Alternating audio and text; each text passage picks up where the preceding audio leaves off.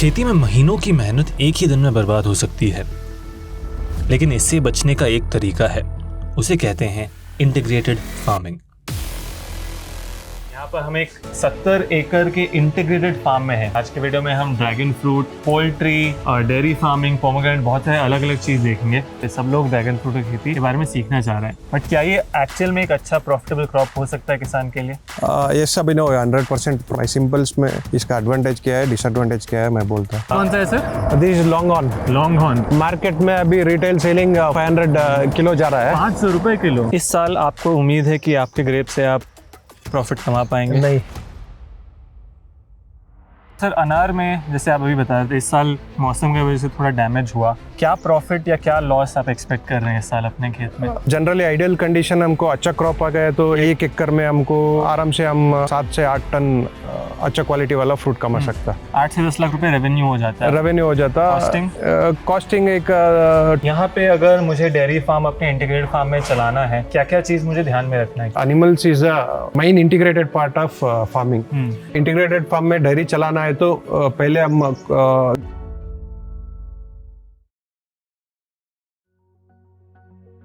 मेरे B civil engineering complete हुआ है। बाद में मैं 1 साल काम किया था बैंगलोर में। I thought agriculture is the best way. ये हमारा फैमिली फार्म है। कब हमको हॉलीडेज आ रहा था वो टाइम में हम इधर आको फार्मिंग में इन्वॉल्व हो रहा था। वो हमको नॉलेज ज़्यादा था। हमारा पिताजी ग्रेप्स 30-40 साल से ग्रेप्स कर रहा था। ये कंप्लीट इंटीग्रेटेड फार्म है। सभी क्रॉप्स हम इतना एकड़, थोड़ा एकरेज में रखा है। क्यों ना हॉर्टिकल्चर क्रॉप में क्या होता, 1 साल हमको अच्छा लाइक क्वालिटी प्रोडक्शन आता, मार्केट प्राइस गिरता। हम लास्ट मार्च में हमका पूरा एल्स्ट्रॉम हुआ था। ग्रेप्स कंप्लीट डिस्ट्रॉय होता और पोमोग्रेनेट में फ्लावरिंग स्टेज में था। वो भी हमको ज़्यादा प्रॉब्लम आया था, पूरा डैमेज हुआ था। हम पूरा वो क्रॉप निकल दिया। हम इंटीग्रेटेड फार्म है ना, सो कैसे हम मैनेज करता। अभी ग्रेप्स हमको इनकम आना है तो नेक्स्ट 1 साल हम वेट करना है। अभी इंटीग्रेटेड फार्म है तो हमको so we can manage our financials. हमको डायरी में इनकम रहता, सो उसमें at least I can pay my workers bills everything. मैं एग्रीकल्चर अभी आपको 8 साल हुआ है। रिस्की काम है, बट हमको ऐसे ही रिवॉर्ड्स आता। सर, आपसे जब बात कर रहा था आपने एक चीज़ बोला कि अगर आप फार्म पे नहीं रह रहे होते तो आप ये फार्म बिल्कुल भी मैनेज कर नहीं पाते। क्या ऐसा क्यों बोला सर आपने? आजकल बहुत सारे लोग कोशिश कर रहे हैं कि फार्म स्टार्ट करने का। यहाँ रहने का क्या एडवांटेज है आपका? इंटीग्रेटेड फार्मिंग में हमारा काम सुबह 4 बजे से शुरू होता। अच्छा। क्यों ना हमारा डेयरी और पोल्ट्री में फीडिंग सुबह 4 बजे को शुरू होता। वही मेन फैक्टर्स है। वो टाइम में हम ओनर्स इधर नहीं प्रेजेंट है तो फार्म पे, उधर हमको उधर फार्म में क्या हो रहा है कैसे पता था हमको। कौन क्या काम कर रहा है, कैसे कर रहा है, कितना फीडिंग जा रहा है, कितना दूध आ रहा है, वो सभी मॉनिटरिंग इम्पोर्टेंट है। सो मैं वॉक कर दिया तो कौन सा पौधे में क्या हो रहा है, कौन सा जगह में क्या है, किधर प्रॉब्लम आ रहा है, पानी जा रहा है नहीं जा रहा है, पूरा हम पता होता। विदाउट हम खुद खेत में हम जाको पूरा नहीं ढूंढ सकते, हम खेती नहीं कर सकते। खेत पे प्रेजेंट रहना, डेली फसल से इंटरेक्ट करना, लेबर से मैनेज करना बहुत जरूरी होता है। पौधे से बात करना वो इम्पोर्टेंट है। पौधे से बात करना कि देखना कि क्या प्रॉब्लम है, क्या अच्छा चल रहा है। दोस्तों, इस इंटीग्रेटेड फार्म के हॉर्टिकल्चर सेक्शन के पहले फसल में हम आ चुके हैं, जो कि है ड्रैगन फ्रूट। अब सर, पिछले कुछ सालों से भारत में कई सारे किसान ड्रैगन फ्रूट करना चाह रहे हैं। बहुत सारे वीडियोस हैं यूट्यूब पे, सब लोग ड्रैगन फ्रूट की खेती के बारे में सीखना चाह रहे हैं, बट क्या ये एक्चुअल में एक अच्छा प्रॉफिटेबल क्रॉप हो सकता है किसान के लिए? यस अभिनव, 100% प्रॉफिटेबल क्रॉप है। क्यों ना सभी क्रॉप में हमको एडवांटेज रहता, डिसएडवांटेज रहता। मैं सिंपल्स में इसका एडवांटेज क्या है, डिसएडवांटेज क्या है, मैं बोलता। ये क्रॉप है बेसिकली कैक्टस का है। इसमें ज़्यादा लाइक फंगस बीमारी नहीं आता, इंसेक्ट अटैक भी बहुत कम रहता।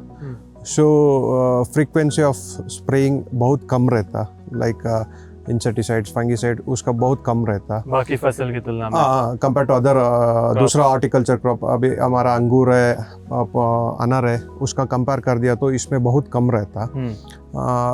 एंड हमारा सॉइल मट्टी अच्छा है तो ये ग्रो करना बहुत ईजी है।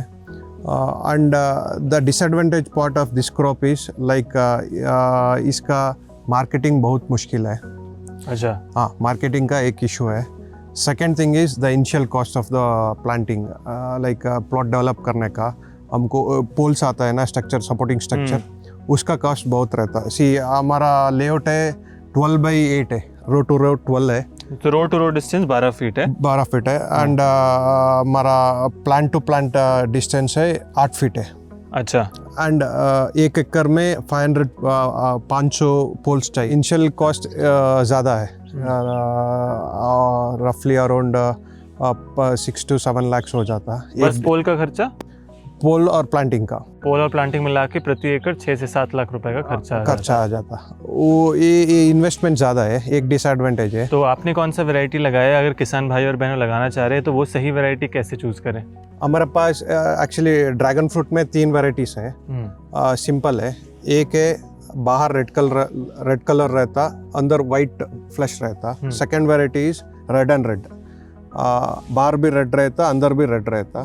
Third variety is yellow and white, बाहर येलो रहता, कलर आफ्टर मैच्योरिंग बाहर का कलर येलो आता और अंदर वाइट रहता। कमर्शियल फार्मिंग में खाली फर्स्ट 2 वैरायटीज चल रहा है, red and white, red and red. ये अभी एक खेत देख रहे हैं ना, ये रेड एंड रेड है। Advantage of the red and red का एडवांटेज क्या है, ये थोड़ा अट्रैक्शन ज़्यादा रहता, मार्केट में ज़्यादा चलता। बट डिसएडवांटेज क्या है, इसका कीपिंग क्वालिटी कम है। अच्छा, कम दिन तक रहेगा? हाँ, कम दिन तक रहा। और रेड एंड वाइट में हमको वो थोड़ा अट्रैक्शन कम है, but keeping quality is double of the this thing. हम हार्वेस्ट करने के बाद 10 दिन तक रख सकता, इसका ऐसे नहीं रख सकता, वही डिसएडवांटेज है। हमारे पास दोनों भी है, रेड एंड वाइट भी है, रेड एंड रेड भी है। ऐसा कोई पैरामीटर होता है कि कैसे वैरायटी सेलेक्ट करें, वेदर के हिसाब से, लोकेशन के हिसाब से, या ये ड्रैगन फ्रूट खेती का बहुत इम्पोर्टेंट है, लोकेशन है। हमारा खेत बेंगलुरु से 40 किलोमीटर है। हमको बेंगलुरु बहुत लाइक ए मेट्रोपॉलिटन बड़ा सिटी है, उधर ज़्यादा कंजम्पशन हो रहा है। हम डेली इधर हार्वेस्ट होने के बाद हम शाम को टाइम पैक कर को बैंगलोर मार्केट को बेच रहे हैं, वही हमको एडवांटेज है। अभी हम इधर से दूर एक 200-300 किलोमीटर है तो हमको ट्रांसपोर्टेशन में भी ज़्यादा लगता, क्यों ना ये मेट्रोपॉलिटन सिटीज़ में ज़्यादा कंज्यूम हो रहा है। 2 tier हमारा छोटा शहर में अभी पिकअप हो रहा है। समझ गया। तो सिटी के पास हो तो आपके लिए अच्छा फसल हो सकता है, मार्केटिंग करने का अच्छा रहता। और वैरायटी मतलब इंडिया में ये 3-4 वैरायटी कोई भी चल सकता है? चल सकता। अंडरस्टूड। और सर, इसका जो प्लांटेशन टाइम होता है फसल का, इसका सीजन कैसे होता है, क्रॉप साइकिल कैसे होता है, स्टेज वाइज समझा सकते हैं कि प्लांट कब करना चाहिए, क्या क्या स्टेज में होता है? अभी जैसे फ्लावरिंग स्टेज में बहुत सारे हैं आपके यहाँ। अभी ये फ्लावरिंग है। हाँ, ये फ्लावर हो गए तो ब्रह्मा कमला फ्लावर जैसे ओपन होता है ना, हाँ, ऐसे ओपन होता, खाली एक 5-6 घंटा ओपन रहता, उसमें पॉलिनेशन होता। अच्छा, पॉलिनेटर उसमें ही रहता। हाँ, पॉलिनेशन होने के बाद ये देखो ये क्लोज हो गया है। ये लास्ट 3 दिन का पहले ऐसे क्लोज होकर ये फ्रूट हो जाता। समझ गया। तो ये अभी फ्लावर है, ये खुलता, अभी शाम को टाइम में खुलता। समझ गया। और इसका प्लांटेशन टाइम कब होता है sir? Plantation problem in the month of January में किया तो अच्छा रहता। अच्छा, जनवरी में किया तो नेक्स्ट जनवरी तक वो प्लांट ग्रो होता, विगर रूटिंग होता, पूरा होता और कैनोपी कवर हो जाता। हम प्लांट लगाने के बाद 1 साल में हमको सैंपल होता, सैंपल फ्रूट मिल जाता है। सैंपल फ्रूट मिलता, उतना क्वांटिटी ज़्यादा रहने था। ये बुशी है ना, हाँ, ये डेवलप होने का 2-3 साल लगता। अच्छा। हम ये सेकेंड साल से हमको पूरा कमर्शियल हार्वेस्ट शुरू होता। आपका ये कितना पुराना प्लांट है? ये 3rd हार्वेस्ट है, अराउंड 4th ईयर कंप्लीट हुआ है। समझ गया। और कितना लंबा लाइफ होता है सर इसका? एक बार मैं लगा दूं, कब तक मैं हार्वेस्ट ले सकता हूँ इसका? ये पूरा वो डिपेंड होता, तुम कैनोपी मैनेजमेंट में ऊपर डिपेंड होता। अभी देखो, अभी हमारा ये हार्वेस्ट होने तक ये अभी हमारा like every 15 days we live हमको एक बैच फ्लावर्स आता रहता, सेटिंग होता रहता। होता। हम पूरा सितंबर में ख़त्म होता ये साल को। सितंबर में ख़त्म होने के बाद हम क्या करता, ये पूरा अंदर है ना, किधर हमको सनलाइट नहीं पड़ता उधर हमको फ्लावर नहीं आता, वो पूरा निकलना, प्रूनिंग करको निकलना है। समझ गया। वो हम एवरी ईयर एवरी साल हम वो प्रूनिंग अच्छा से किया तो 10 साल तक हम रख सकता। 10 साल प्रूनिंग मतलब ये जो भी एक्स्ट्रा ऐसे निकल रहा है ये सारा? नहीं, देखो अभी इसको ऊपर रोशनी गिर रहा है। हाँ। इसको ऊपर हमको फ्लावर आने का चांसेस 80-90% है। ओके। इधर देखो, ये अंदर है ना। हाँ। इसको ऊपर रोशनी कंपेयर कर दिया तो इसका ऊपर और इसका ऊपर कम आता। हाँ। इसका ऊपर फ्लावर कम आता। हाँ। ओनली टिप में आ रहा है। हम क्या करता है, ये हार्वेस्ट होने के बाद अंदर वाला रहता है ना, पूरा जगह करको हार्वेस्टिंग करता, फ्री करता, प्रूनिंग करता। हाँ, ताकि प्लांट में और स्पेस बने। स्पेस बनता, सनलाइट अंदर जाता। वो हम एवरी ईयर प्रति साल हम ठीक से किया तो 10 साल तक 10 क्रॉप हम ले सकता। समझ गया। क्रॉप मैनेजमेंट में तो एक बहुत ज़रूरी चीज़ जो मैं समझ रहा हूँ वो है प्रूनिंग करना। प्रूनिंग वहाँ पे करो जहाँ पे लाइट नहीं पहुँच रहा है। जैसे जनवरी में मैं प्लांट डाल रहा हूँ तो इसका न्यूट्रिशन फर्टिगेशन मैनेजमेंट कैसे होता है? इसका पहले सॉइल प्रिपरेशन बहुत अच्छा है। लगाने से भी पहले? लगाने से के पहले हम बेड्स बनाना है। बेड्स बनाने के बाद उसको ऊपर अच्छा डिकम्पोज्ड गोबर देना है। लाइक एवरी पोल में एक 4-4 क्या बोलता, लाइक अराउंड 40 किलोग्राम तक हम अच्छा डिकम्पोज्ड गोबर देना है। और थोड़ा 19 सॉइल एप्लीकेशन का है ना, वो देना है। और माइक्रोन्यूट्रेंट है, माइक्रोन्यूट्रेंट देना है। वो सभी मिक्स करको देने के बाद प्लांटिंग कर दिया तो नेक्स्ट 1 साल तक हम कुछ सॉइल का अंदर लगाने का जरूरत नहीं पड़ता। 1 साल को ऊपर अगेन बेसल डोज देना है। बेसल डोज में अगेन ये रिपीट करना है। समझ गया। और जो न्यूट्रिशन है सर इसमें, मतलब कितना न्यूट्रिशन, क्या ज़्यादा फास्फोरस, नाइट्रोजन, पोटेशियम, कैसा न्यूट्रिशन लेता है? ये हमको फ्लावरिंग टाइम में थोड़ा फास्फोरस ज़्यादा रहता एंड बैलेंस करना है। थोड़ा मैच्योरिटी टाइम में पोटेश ज़्यादा रहता। अभी हम कब प्रूनिंग करता है ना, ऑफ सीजन में प्रूनिंग करता है ना, वो टाइम में हमको थोड़ा नाइट्रोजन चाहिए। हम बैलेंस्ड न्यूट्रिशन देता और फर्टिगेशन भी करता। अभी हम हार्वेस्ट सीजन में थोड़ा फॉस्फोरस, पोटेशियम, MKP, SOP वो पूरा देना है। पूरा हम सॉल्युबल ड्रिप से देता। और सारा जो फर्टिगेशन है वो सब ड्रिप से देता। समझ गया। ड्रिप से देता। और माइक्रोन्यूट्रेंट हफ्ते में थोड़ा स्मॉल डोसेजेस में ये फर्टिगेट करता। ओके। यहाँ पे ड्रिप नहीं लगा है? लगा है, ये वीड मैट है। हाँ, यहाँ पे ये समझाया जी, ये मैट और ड्रिप। आई थिंक बहुत सारे किसान ये मैट नहीं लगाते हैं। इसका बहुत एडवांटेज है क्या ना, अभी बारिश शुरू हुआ है। अभी इधर पूरा वीड आता, अभी इसको ऊपर भी वीड आता। हम किसान क्या करता, स्केल कम है तो मैनुअली वीडिंग करता, स्केल ज्यादा है तो हम मैनुअली करने का ज्यादा कॉस्टिंग आ जाता। इसीलिए हम वीड रुकने को क्या करता, ये वीड मैट लगाता, वीड नहीं आता। और सॉइल का हेल्थ बहुत अच्छा रहता। ये एरिएशन है। मल्चिंग अलग है, वीड मैट अलग है। मल्चिंग में हवा अंदर नहीं जाता, इसमें हवा जाता है। पानी भी नहीं जाता। इसमें पानी अंदर जाता। देखो कल शाम हमको बारिश हुआ थे, हम पेपर उठा दिया तो बारिश का पानी अंदर गया है पूरा। हाँ, सॉइल में आप सॉइल में देख सकता, अंदर गया है। करेक्ट। वो मल्चिंग लगा दिया तो अंदर नहीं जाता। सो सॉइल का हेल्थ भी अच्छा रहता, एरेशन रहता, वाइट रूट डेवलपमेंट अच्छा रहता। और हमको वीडीसाइड यूज करना जरूरत नहीं पड़ता। समझ गया। सॉइल में मेरा इससे और हेल्दी होगा। हम कब वीडीसाइड यूज करता है ना, उसके साथ सॉइल का हेल्थ भी थोड़ा खराब होता। 26 जनवरी में हम प्लांट किया तो 27 मई में हमको फ्लावरिंग शुरू होता। 4 महीने में? नहीं, after 1 year 3 months। 1 year 3 months sample flowering होता। हाँ। वो टाइम में कैनोपी इतना बड़ा नहीं रहता, सो क्वांटिटी भी कम रहता। समझ गया। और प्रोडक्शन कितना मिलता है सर, मतलब year by year? From second year onwards हमको 1 एकड़ में अच्छा क्रॉप आ गए तो, अच्छा क्वालिटी वाला क्रॉप आ गए तो 8 से 8 टन ले सकता। 6 to 8 tons, अराउंड 14 kilos पर पोल।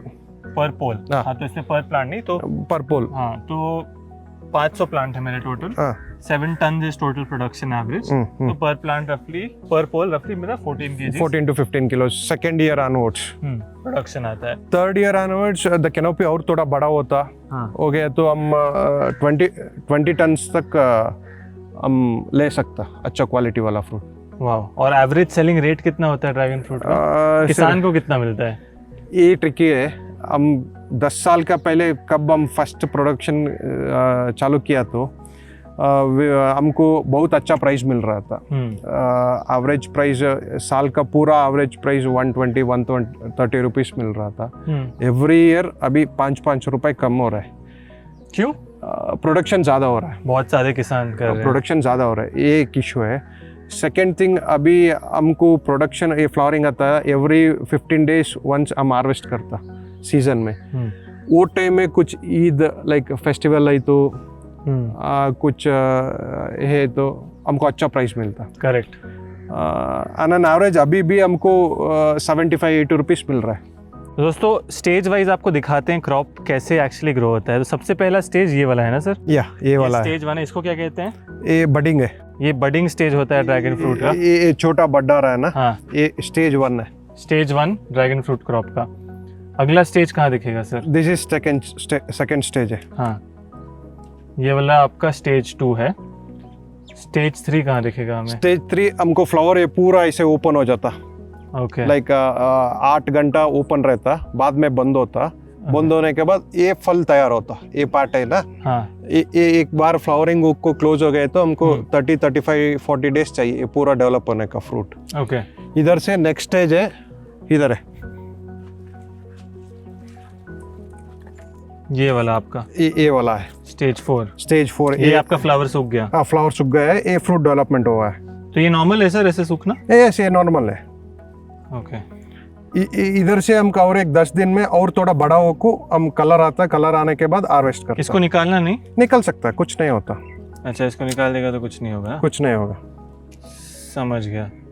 ये अलग। और सर ये प्लानिंग कैसे होता है? मानो यहाँ पे इतने अलग अलग स्टेज में आपके क्रॉप है, हार्वेस्टिंग कितना दिन पे आप करते हो? Alternate day, every day, season wise? वो कैसे हार्वेस्टिंग का प्रैक्टिस समझा सकते हो? सर मई एंड से इसका हार्वेस्टिंग शुरू होता। हाँ। जून जुलाई अगस्त सितंबर 4 महीने रहता। एवरी 15 days हार्वेस्ट आता रहता, बैच आता रहता। अभी इधर हमको 4 स्टेजेस दिखा है। हाँ, 4 स्टेज दिखा। एवरी बैच को 15 days डिस्टेंस है। हाँ। डिफरेंस है। सो हमको वो भी एक एडवांटेज है। हाँ। दूसरा हॉर्टिकल्चर क्रॉप में अभी अनर में और पोमोग्रेनेट में सभी एक ही बार आता साल में, वो एक ही बार हम हार्वेस्ट करना है। इसमें उसका डिसएडवांटेज नहीं है। ये अभी हम एक पोल को 20 किलो बोला है ना एक साल में। हाँ। वो 20 किलो भी लाइक 10 स्ट्रेच में आता। तो मई के बाद 4 महीना ऑलमोस्ट। 4 महीना ऑलमोस्ट एवरी 15 days 2-2 किलो आता है एक पल में। 2 kilo 8 to 10 times। 8 to 10 times आता है। वो एडवांटेज है। अभी मार्केट हमको गिरा है तो भी, पहले हम सीजन में अभी स्टार्ट कर दिया ना। हाँ। मार्केट गिरा है तो भी नेक्स्ट बैच में हमको मार्केट थोड़ा इम्प्रूव होता। समझ गया। एक और सिस्टम सर जो यहाँ देख रहे हैं, ये वाला सिस्टम हम क्यों लगाते हैं? इसी को ट्रेलिसिंग कहते हैं या? ये वाला सिस्टम में हम लाइटिंग देता। अच्छा, लाइटिंग दे दिया तो हमको अन सीजन में फ्रूट्स आता। अभी सितंबर में ख़त्म हो रहा है। हाँ। लास्ट में हम अगस्त 15 से हम अगस्त 20 से हम थोड़ा लाइटिंग दे दिया तो शाम का टाइम 6 बजे से 10 बजे तक का हम हार्वेस्टिंग और एक महीने एक्सटेंड कर सकता है। आर्टिफिशियल लाइटिंग कर दिया तो हमको उसका फोटोसिंथेसिस भी बढ़ाता और फ्लावरिंग भी ज़्यादा आता। सो हमको मार्केट में अच्छा प्राइस मिलता।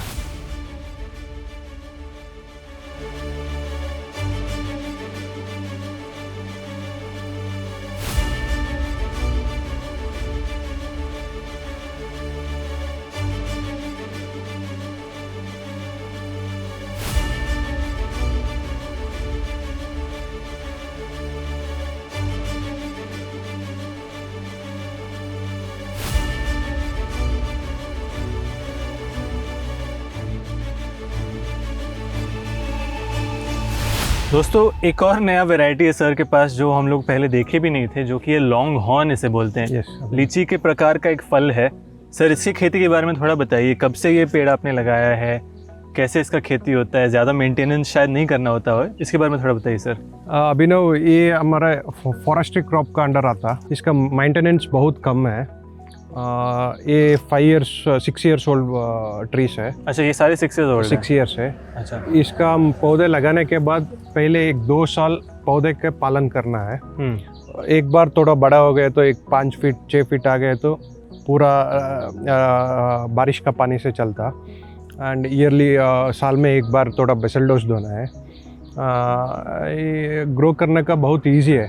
एंड इसका डिमांड क्या है ना, हॉर्टिकल्चर क्रॉप को जैसे डिमांड है ऐसे डिमांड है।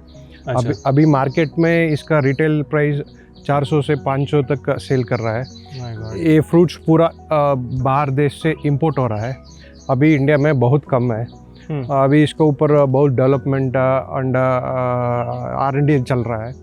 ये किधर भी किसान को ज़्यादा ज़मीन है उधर लगा सकता। अभी कितने एरिया में आपने लगाया है सर यहाँ पे? ये ट्रायल प्लॉट है, अभी 1 एकड़ का है प्लॉट है। समझ गया। 1 एकड़ में कितने पेड़ लगाए हैं? 25 by 25 है। अच्छा। ये 500 है, अराउंड 200 प्लांट्स लगा सकता हूँ। समझ गया। और आप कह रहे हैं कि स्टार्टिंग 2 साल में इसका ध्यान रखना होता है। ध्यान रखना उस समय क्या क्या ध्यान रखना होता है मुझे? ड्रिप में पानी छोड़ना है। अच्छा, यहाँ पे भी ड्रिप है? हाँ, ड्रिप है। ड्रिप में पानी छोड़ना है और बेसल डोज एवरी ईयर हम बेसल डोज देना है। समझ गया। एंड ये कैनोपी मैनेजमेंट भी थोड़ा बहुत इम्पोर्टेंट है। हाँ, कैनोपी भी थोड़ा ध्यान देना है। समझ गया। बारिश आ गए तो पूरा वीड आ जाता है ना। हाँ। वो इधर स्लैशर मारना है, नहीं तो कल्टीवेट करना है सॉइल का। समझ गया। और इसका आपने बोला क्रॉप साइकिल कैसे होता है? 2 साल बाद आपका ये रेडी हो जाता है? सेम ऑर्चर्ड्स जैसे ऐसा ईयरली वंस क्रॉपिंग आता। कौन से मंथ में आता है इसका क्रॉपिंग? अगेन अभी समर में स्ट्रेस जाता प्लांट। स्ट्रेस होने के बाद समर में पहले बारिश आता है ना, लाइक अप्रैल मई में थोड़ा बहुत ज़्यादा एक बारिश हो गए तो उससे फ्लावरिंग शुरू होता। और उधर से लाइक 2-2.5 महीने में हमको फ्रूटिंग मिलता। समझ गया। लगभग मॉनसून जुलाई अगस्त के आसपास आपका? अगस्त में पीक प्रोडक्शन रहता। अभी देख रहे हैं ना। हाँ। ये अभी एक छोटा छोटा है। ये अभी कितना 2-2.5 महीने में रेडी हो जाएगा? रेडी हो जाएगा। समझ गया। और टेस्ट में काफ़ी दोस्तों एकदम लीची जैसा ही है, बट उससे ज़्यादा इसमें फ्लेवर आता है। फ्लेवर भी है और मीठा भी, लीची का भी ज़्यादा मीठा रहता है। और इसको बेचते कहाँ है सर? मतलब इसको कहाँ, इसका मार्केट कहाँ है? अगेन सेम मेट्रोपॉलिटन सिटीज है। अच्छा। अभी लास्ट ईयर पूरा बैंगलोर उस्कूर मार्केट, फ्रूट मार्केट है ना, उधर बेचा था। हमको 150-130 होलसेल प्राइस में मिला था पर किलो। समझ गया। और इसका कॉस्ट और अर्निंग पोटेंशियल कितना है? मतलब 1 एकड़ में आप कितना कमा पा रहे हैं? सर ये पूरा R&D का प्लॉट है, अभी तक उधर तक नहीं गया है। अभी हम इसमें थोड़ा प्लांट्स पूरा मिक्स है। एक प्लांट्स में वो सीड का साइज ज़्यादा है, फ्लैश का साइज कम है। ये साल हमें पूरा मार्क किया है, पूरा प्रूनिंग कर को वो नया शूट आता है ना, उसको ग्राफ्टिंग कर को थोड़ा डेवलपमेंट में अभी R&D प्रोसेस में है। R&D प्रोसेस में। इसका बहुत इम्पोर्टेंट क्या है ना, प्लांटिंग मटेरियल इम्पोर्टेंट है। हम प्लांटिंग मटेरियल किधर से ले रहे हैं, उसका मदर प्लांट कौन सा है, वो पूरा R&D कर को बाद में लेके आना। क्यों ना, ये हमको फ्रूटिंग होने के 3 साल 4 साल लगता, वही पूरा हमारा टाइम चला जाता।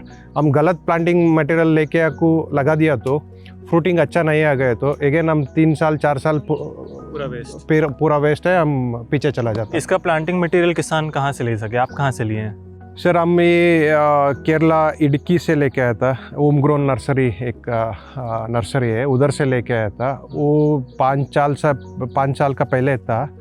अभी ढूंढ रहे हैं। अभी हमारा पास ही एक थोड़ा प्लांट्स हम मार्क किया है, उधर वो सीड का साइज़ कम आ रहा है, फ्लैश ज़्यादा आ रहा है, उससे हम काड़ी लेके दूसरा पौधे के ग्राफ्टिंग कर रहे हैं, हम ही डेवलप कर रहे हैं। दोस्तों ये आप देख सकते हैं यहाँ पे बर्ड नेट एक प्रकार से लगा हुआ है, साइड में भी ऊपर में भी। उसका सबसे बड़ा कारण है, किसान भाई और बहनों रिलेट करेंगे, कि आपके फसल को पशु पक्षियों का बहुत खतरा होता है। यहाँ पे बैट्स का, बर्ड्स का काफ़ी अटैक होता है, इसलिए चेतन सर ने यहाँ पे एक बर्ड नेट लगाया है। आप भी अपने खेत में से इस्तेमाल कर सकते हैं।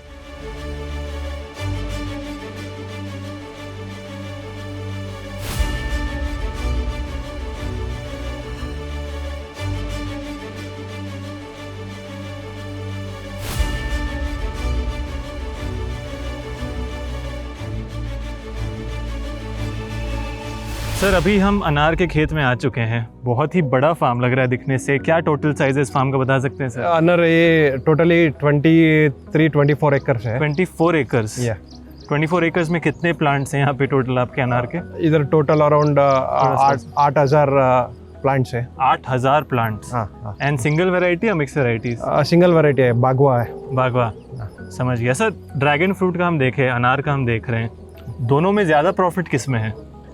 अगेन वो सीजन को ऊपर डिपेंड होता। हाँ, हमको अच्छा क्वालिटी आगो अनार में अच्छा क्वालिटी आपको अच्छा प्राइस मिला है तो अनार में ज़्यादा आता। अनार में ज़्यादा।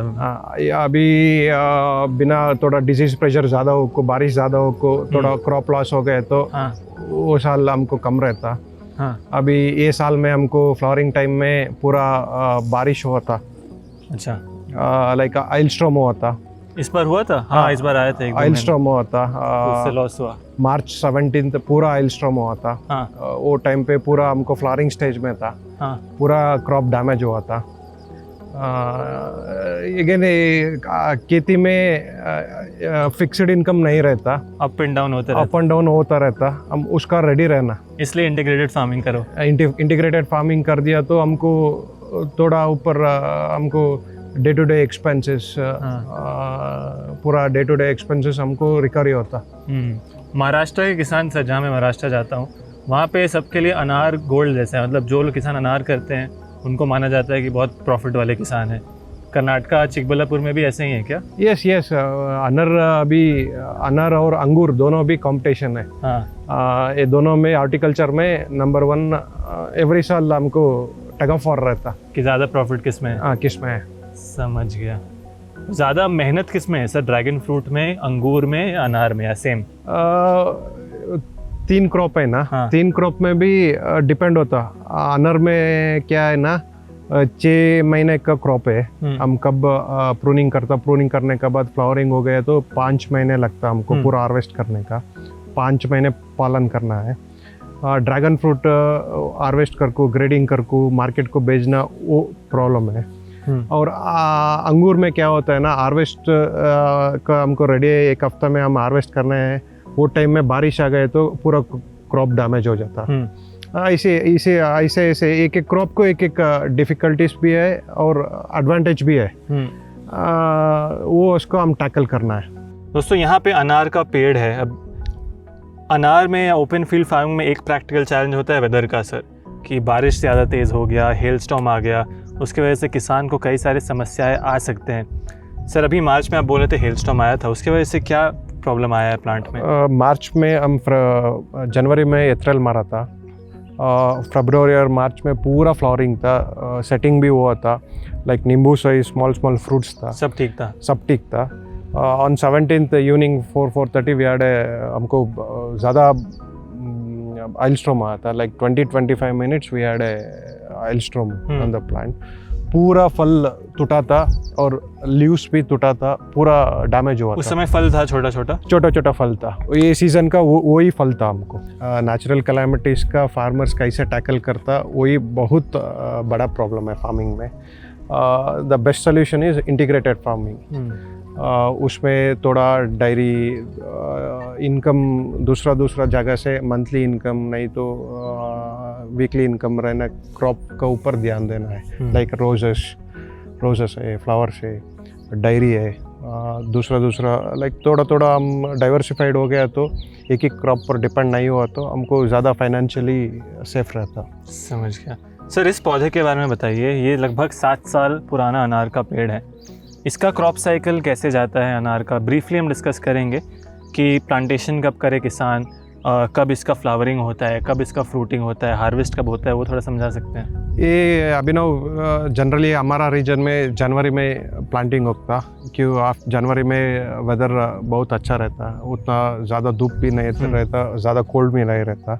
जनवरी में हम प्लांटिंग किया तो उधर से हम 15-16 मंथ पालन करता। नेक्स्ट ईयर अराउंड अप्रैल मई में हम क्रॉप ले सकता। हम क्रॉप प्रूनिंग किया तो उधर से 6 महीनों को हम हार्वेस्ट करता। Like by end of second year will be having, और हमको पहला हार्वेस्ट हम कर सकता। और यहाँ पे भी प्रूनिंग और क्रॉप मेंटेनेंस में बहुत सारी चीज़ ध्यान में रखने होते हैं। ये कुछ अगर समराइज करना हो, क्या क्या चीज़ अनार के पौधे में मुझे ध्यान देना? अनार में प्लांटिंग होने के बाद प्लांट कैनोपी मैनेजमेंट बहुत इम्पोर्टेंट है। पहले 8 महीने प्लांट को कैसे हम गाइड करता, ट्रिमिंग कर को प्लांट को हम जैसे उठाता ऊपर, कैनोपी ऐसा रहता। देखो ये हमारा 7 साल का प्लांट है। हाँ, हम डे 1 से हम ही ट्रेनिंग किया है। एक कैनोपी बहुत अच्छा है। सेंटर से धूप नीचे तक पड़ता, ज़्यादा शूट्स भी नहीं है। तो समरी में अगर वही सेम प्रिंसिपल है ऑर्चर्ड्स में कि गुड कैनोपी मैनेजमेंट मतलब सनलाइट पहुंचना चाहिए सब जगह। सनलाइट सेंटर में बॉटम तक जाना है ड्यूरिंग नून, मिड नून, 1 o'clock धूप पूरा अंदर तक जाना है।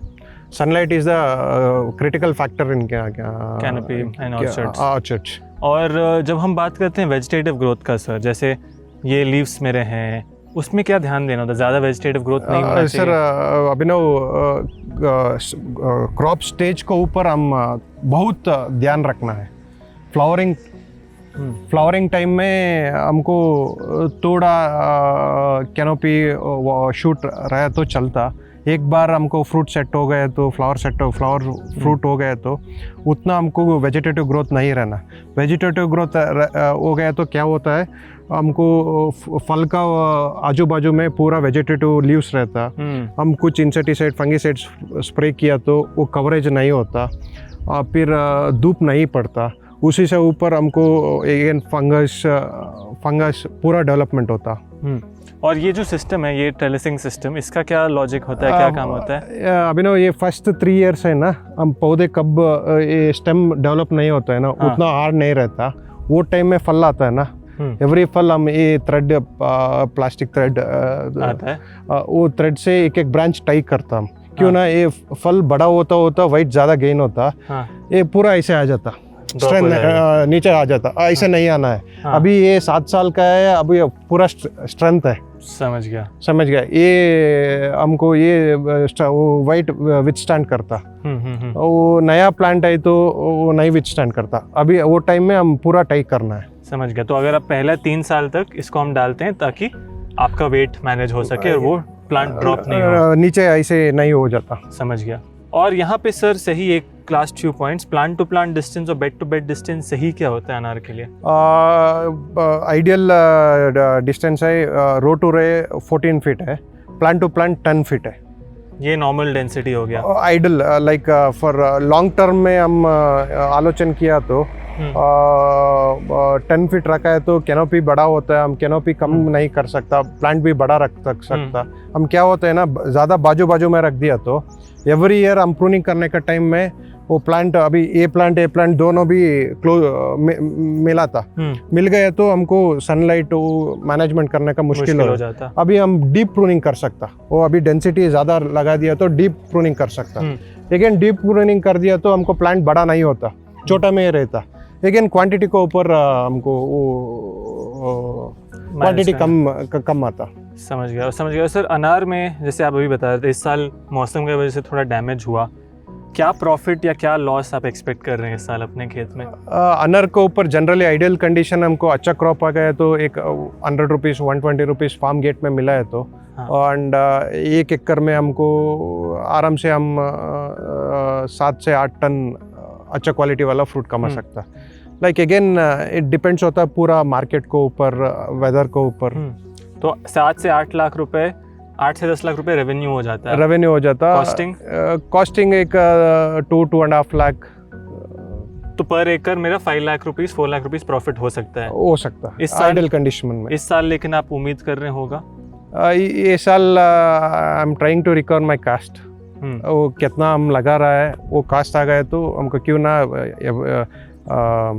एवरी ईयर हम प्रॉफिट नहीं कर सकता। 3 साल का एवरेज लेते हैं किसान, 3 साल का एवरेज लिया तो अच्छा आइडियल कंडीशन में बिना डिजीज प्रेशर से हम अच्छा से मेंटेन किया तो आराम से तुम कैसे बोला है तो ऐसे कमा सकता। समझ गया। ये बहुत ही अच्छा पॉइंट सर ऑनेस्टली बता रहे हैं कि हर साल शायद आपको प्रॉफिट नहीं हो, स्पेशली ओपन फील्ड खेती में। 3 साल का अगर हम एवरेज लें तो प्रॉफिट यदि बन रहा है तब वो भी अच्छा है। 1 साल मेरा कॉस्ट रिकवर हो गया, देन इस साल आप उससे खुश रहेंगे।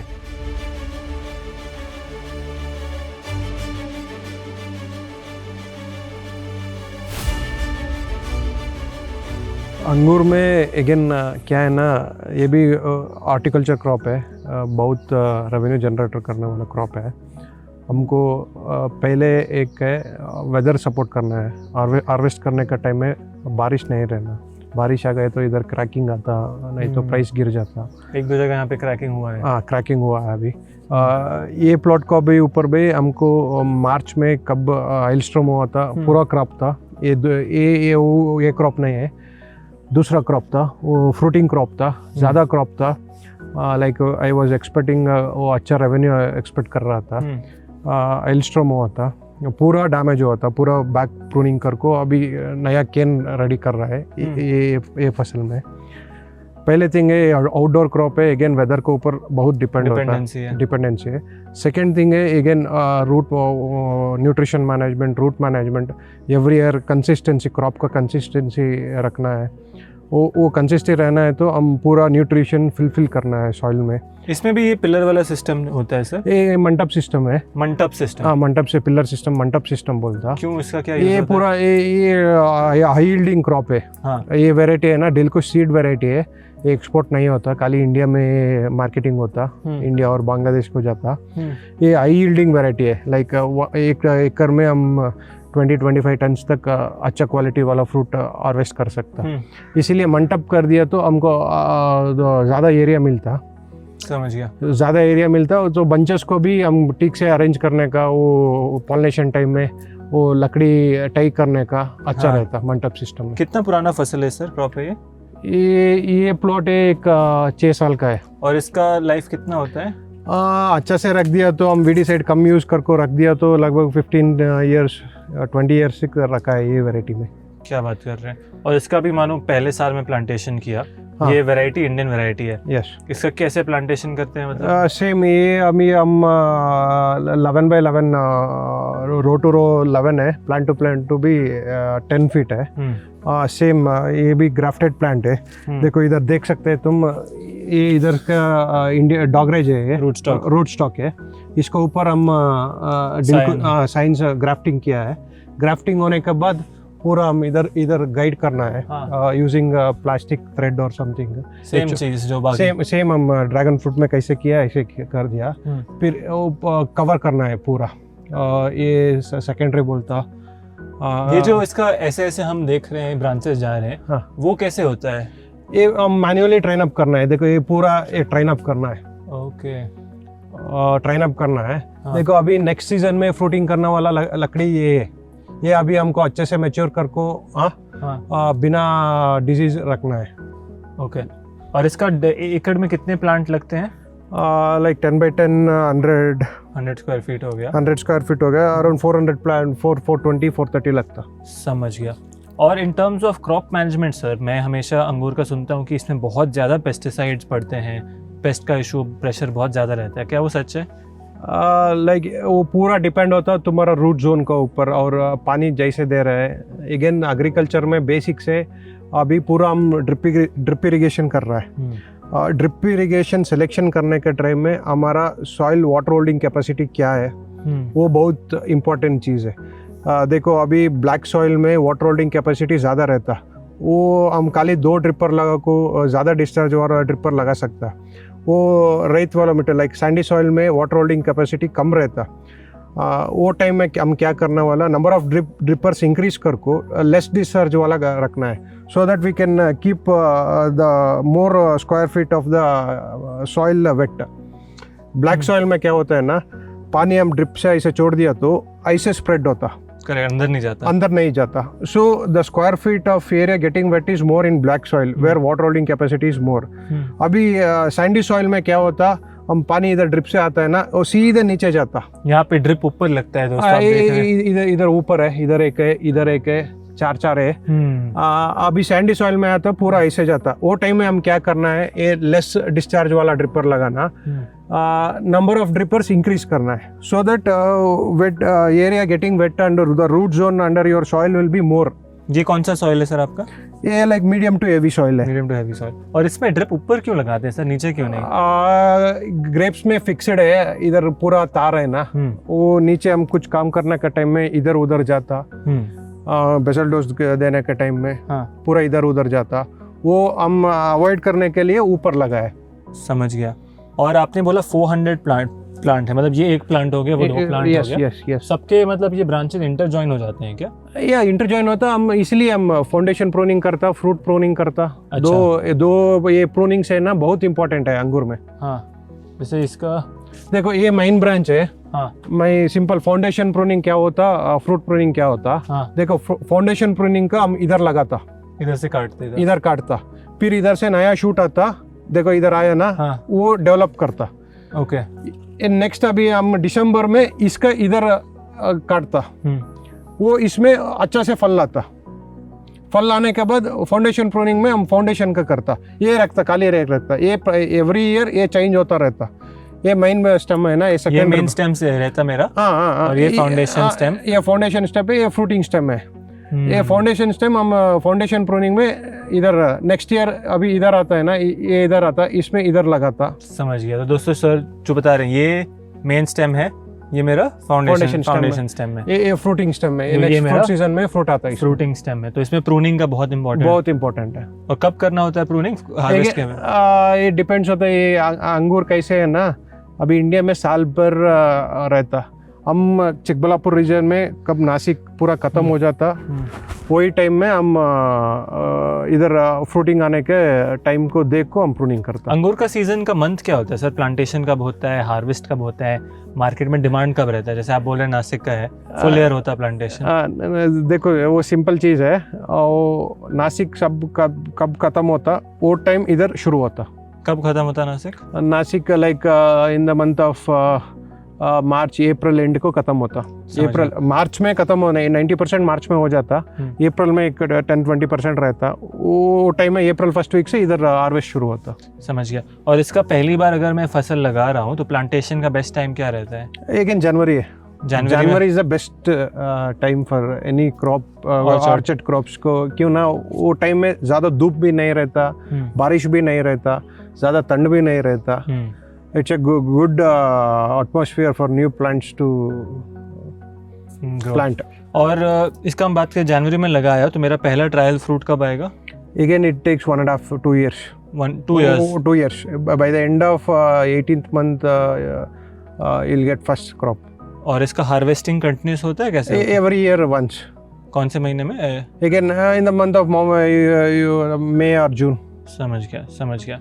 और सर अंगूर के किसान को यदि आपको एक मैसेज देना है कि वो अपना खेती बेहतर कैसे कर सकते हैं, जैसे इस साल आप भी बोले कि हेल से मेरा डैमेज हुआ है, अभी ग्रेप कवर का टेक्नोलॉजी काफ़ी आया है जो ऊपर से कवर कर देते हैं, क्या वो आप रेकमेंड करेंगे किसानों को? Yes sir, 100%। ये अभी तुम सीडलेस वैरायटीज और red globe which fetch more prices in the market, वो वैरायटीज़ का पूरा वो ऊपर का हम लगा दिया तो 100% हमारा फसल वेदर से बचता, बैड वेदर से लाइक आइलस्टॉर्म, उससे बच सकता है, हम पैसा भी कर सकता। समझ गया। और इस साल आपको उम्मीद है कि आपके ग्रेप से आप प्रॉफिट कमा पाएंगे? नहीं, इस साल मैं कुछ नहीं किया है। पूरा मैं क्या क्या पैसा लगाए पीछे एक साल से वो पूरा लॉस है। अभी अगले एक साल का भी मैं हमारा आज से पैसा लगाना है। अच्छा, ये लॉस क्यों हो रहा है? वो हेल के वजह से, एल्स्ट्रॉम से वजह से हो रहा है। अंदाज़ा में से तभी भी मानो 1 एकड़ ग्रेप की खेती में कितना कॉस्टिंग लगता है, कितना रेवेन्यू और कितना प्रॉफिट हो सकता है? सर ये मंडप पूरा सेटिंग होने के बाद ये फिक्स्ड लाइक ये फिक्स्ड कॉस्ट है मंडप, वन टाइम इन्वेस्टमेंट में। ये छोड़ को हम एक बार कैनोपी कवर हो गया तो एवरी ईयर इसमें भी 2 से 2.5 लाख खर्चा आता है ऑपरेशन का। ऑपरेशनल कॉस्ट था। क्या क्या चीज़ का खर्चा होता है वो? Like foundation pruning basic, then again spray, labour cost, basal dose देना है, इसमें भी साल में एक बार अच्छा से बेसल डोज देना है। और पहली बार कर रहे हैं तो 5-6 लाख रुपए ये फाउंडेशन? वो नहीं, पहले बार कर रहे हैं तो मंडप के लिए, मंडप रेडी करने के लिए लगभग 7-8 लाख हो जाता। ड्रैगन फ्रूट से ज़्यादा? हाँ, ड्रैगन फ्रूट के ज़्यादा। ये पिलर कॉस्टली हो गया है, अभी 600 रुपये एक पिलर है। और जिया वायर 1 टन 1,50,000 हुआ है अभी। ओके। इनिशियल कॉस्ट ज़्यादा है। समझ गया। और अर्निंग कितना हो सकता है मेरा? रेट कैसे जाता है ये ग्रेप का? रेस हमको ये इंडियन वेराइटी है ना, दिलकुश वेराइटी है ना, एन एवरेज इफ हमको एक 40 रुपये 50 रुपये मिला है तो एक 15 टन 16 टन 20 टन आए तो around 10 lakhs we can earn revenue. So if in a good season your profit can be 6-7 lakh rupees. Yeah, 5 to 6 lakhs. And bad season means you want to recover your cost. Yeah. इसीलिए यही time में हमको integrated farming आई तो हमको बचा सकता है. But bad season में सर इतना लॉस कैसे हो जाता है? It was a hailstorm. It's the worst thing any farmer can have in his. Hailstorm का वजह प्राइस नहीं मिलता फिर. नहीं, कंप्लीट डैमेज हुआ था, पूरा फटा था, पूरा. I'll show you the pics. Okay. पूरा ये बंच है ना, पूरा ऊपर से फटा था. बहुत नुकसान हुआ होगा किसान को. मैं पूरा रिमूव किया था. समझ गया. और ये उसके बाद का क्रॉप है. हाँ. इंटीग्रेटेड फार्मिंग में पोल्ट्री एक मजबूत इनकम सोर्स है. इसकी सबसे बड़ी खासियत ये है कि ये मौसम पर निर्भर नहीं होती. ये इनका ब्रीडर फार्म है जहाँ 10,000 फीमेल और 1,000 मेल बर्ड से हैचरी के लिए फर्टाइल एग्स प्रोड्यूस किए जाते हैं. हर दिन यहाँ 6,000 से 7,000 हैचेबल अंडे प्रोड्यूस होते हैं, जिससे लगभग 21,000 रुपये की रोज़ाना आमदनी होती है. 10 एकड़ में फैला ये पोल्ट्री फार्म सोलर एनर्जी से चलता है.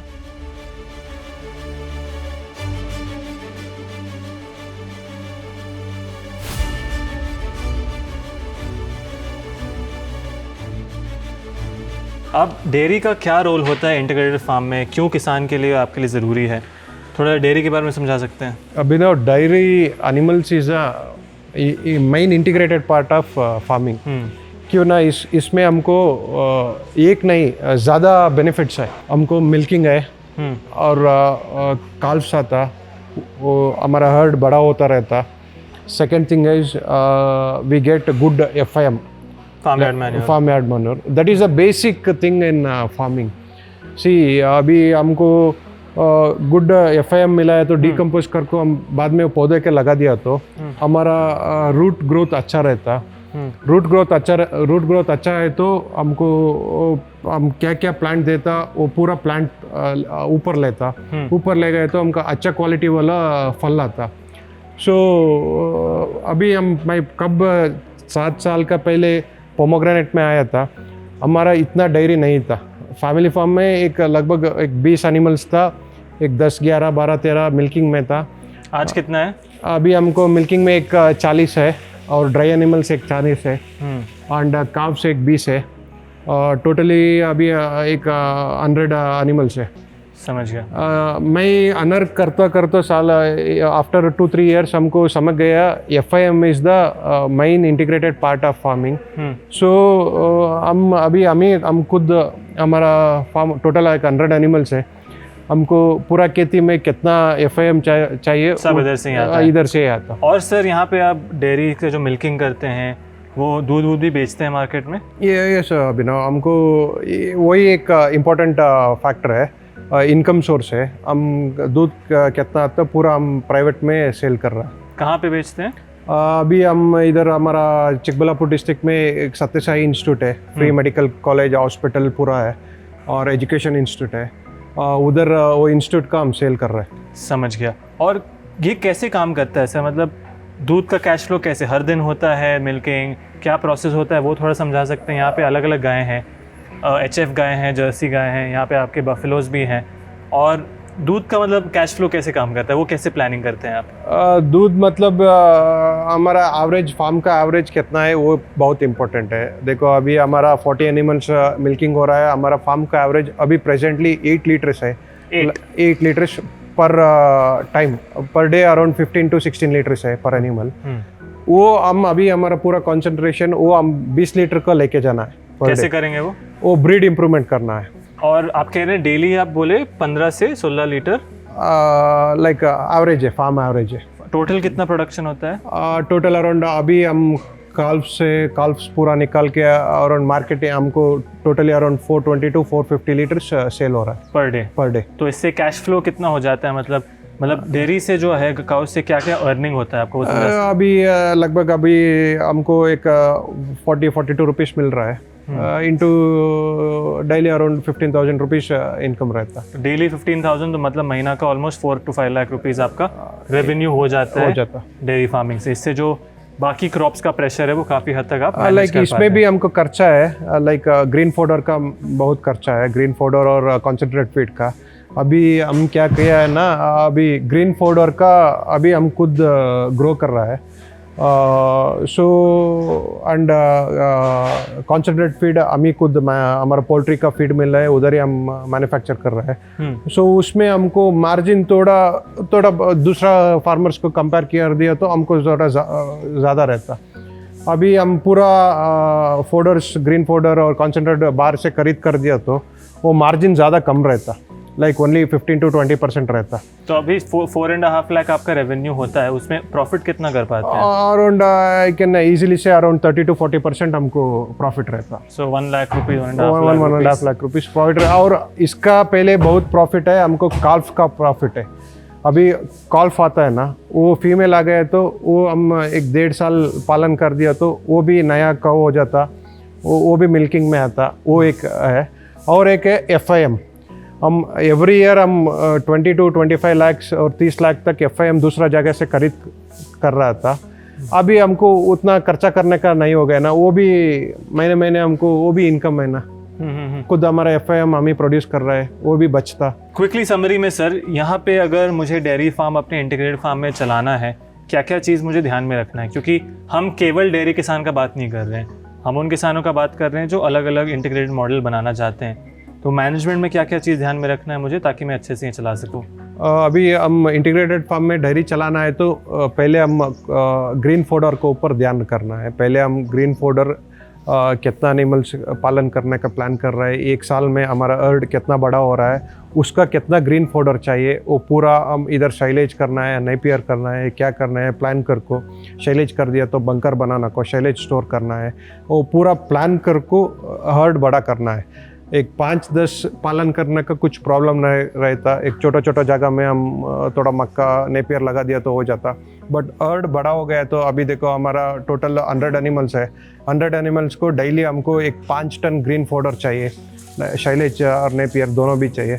उसको हम कैसे टैकल करता, इधर खरीद कर रहा है नहीं तो हम ही ग्रो कर रहा है, कैसे करना है वो प्लान कर को नेक्स्ट हम डेयरी में जाना है। पहले विचार ये है। सेकंड विचार है, और डेयरी का हम ब्रीड मैनेजमेंट बहुत इंपॉर्टेंट है। Breed, animal health and nutrition, concentrated feed कौन सा कर दे रहा है, उसमें पूरा न्यूट्रिशंस मिल रहा है क्या, कौन सा डिफिशिएंट हो रहा है, और एनिमल का स्टेज क्या है, उसका पीक लैक्टेशन है, मिड लैक्टेशन है और एंड लैक्टेशन कौन सा है, उसका कितना कॉन्सेंट्रेट फीड जाना है, वो पूरा ये जो नीचे फीड नीचे ये TMR का फीड है। हम क्या TMR बोले तो TMR में बोला है तो टोटल मिक्सड रेशन है। हम सुबह का मॉर्निंग का टाइम हम TMR फीड लगाता है। उसमें ग्रीन फोडर में मक्का का फोडर रहता, नेपियर का फोडर रहता और ड्राई ग्रास रहता और कॉन्सेंट्रेट फीड रहता। पूरा मिला को हम मिक्स कर को बैच वाइज हम सेग्रीगेट किया है एनिमल्स को, कौन सा बैच को कितना कॉन्सेंट्रेट फीड लगाना है, क्या क्या लगाना है, वो दूसरा हम लगाता। समझ गया। तो सबसे ज़रूरी चीज़ जो मैं समझ रहा हूँ ये न्यूट्रिशन मैनेजमेंट, फीड मैनेजमेंट। और इसका स्टोरेज कहाँ करते हैं सर आप? हम बंकर बनाया है। अभी पहले हम दूसरा तरफ से छोटा बंकर था, वो बंकर में कर रहा है। अभी RCC प्रीकास्ट में बना रहा है, वो बंकर में स्टोरेज करता है। एक बंकर में लगभग 250 to 300 टन हम शैलेज स्टोर कर सकता। वो हमारा पास वो डिज़ाइन पूरा है, मैं शेयर करता था। Done sir. दोस्तों, यदि आपके पास इतना बड़ा फार्म है, एक बहुत ज़रूरी चीज़ होता है लेबर मैनेजमेंट और ऑटोमेशन। सर, सबसे पहले ऐसे फार्म को मैनेज करने के लिए कितने लोग चाहिए होते हैं? फार्म मैनेजर, लेबर, आप खुद हो, वो थोड़ा समझा सकते हैं? वो बहुत बड़ा प्रॉब्लम है हर आदमी का। सर, ये इसका सोल्यूशन है, हम फार्म में इधर ही रहता, हमारा फैमिली पूरा इधर ही रहता। हम सुबह तुरंत उठाने के बाद हमारा काम शुरू होता, एक चीज़ है। और फिर मैनेजर्स है, सुपरवाइजर्स है और लेबर भी है। हम पूरा किधर ऑटोमेशन और मशीनरीज इंटीग्रेट कर सकते हैं, उधर पूरा इंटीग्रेट किया है। अभी इरिगेशन में तुम कंसिडर किया तो सभी इरिगेशन ऑटो फिल्टर से, इरिगेशन सेमी ऑटोमेटिक किया है और गैस वर्क कम है।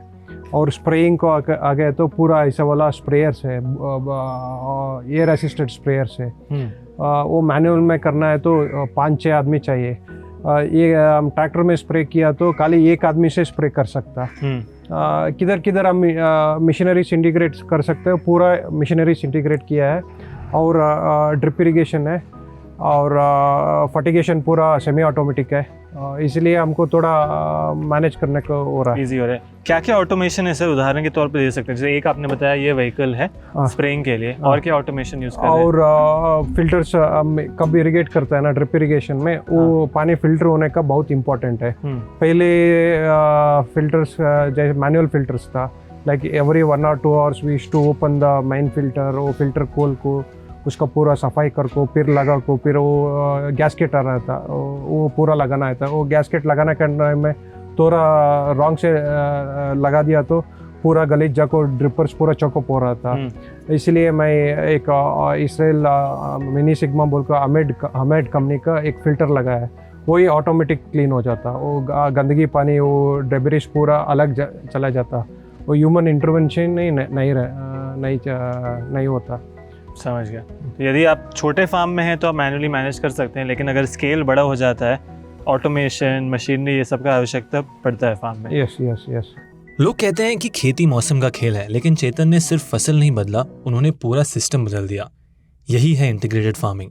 एक इनकम रुकती है तो दूसरी चलती रहती है।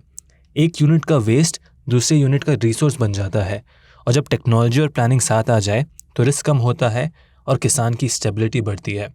इंटीग्रेटेड फार्मिंग का मतलब सिर्फ ज़्यादा कमाई नहीं है, इसका मतलब है एक ऐसा फार्म जो हर सीज़न में टिक सके। अगर आपको ये वीडियो पसंद आया हो तो एग्री टॉक सब्सक्राइब ज़रूर करिए, और कमेंट्स में बताइए अगर आप इंटीग्रेटेड फार्मिंग शुरू करें तो सबसे पहले कौन सी एक्टिविटी जोड़ेंगे।